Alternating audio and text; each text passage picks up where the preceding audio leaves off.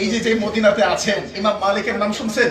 সুবহানাল্লাহ, ইমাম মালিক আল্লাহু আকবার, বিরাট বড় ইমাম ছিলেন। ইমাম দারিল হিজরা, মদিনার ইমাম ছিলেন। এই বছর যে টিচার আমাদেরকে হাদিস পড়াচ্ছেন উনি একটা ঘটনা বললেন। মসজিদে নববীতে ইমাম মালিক রাহিমাহুল্লাহ হাদিসের দার্স দিচ্ছেন। হাদিসের দার্স, এখন দার্স হয় না, মাগরিবের পরে ইশার পরে, মাগরিবের পরে হয়। ইমাম মালিকের মতো ব্যক্তি মসজিদে নববীতে, আল্লাহর নবীর মসজিদে, এই মদিনাতে যেখানে আপনি বসে আছেন, হাদিসের দার্স দিচ্ছে। বিষাক্ত বিচ্ছু আছে না, বিচ্ছু বিছা, একবার না, একবার দুইবার তিনবার না, 14 বার কামড় দিয়েছে। একটা বিষাক্ত বিচ্ছু ইমাম মালিকের পায়ে 14টা কামড় দিয়েছে। কামড়ের চোটে তার পা ফুলে গেছে ব্যথায়।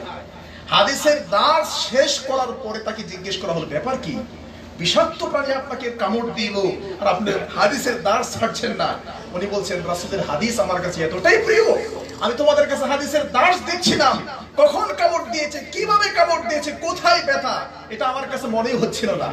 সেই হাদিস মদিনার মাটিতে আপনি বলে শোনেন, কিন্তু আপনার গায়ে চুলকানি ওঠে।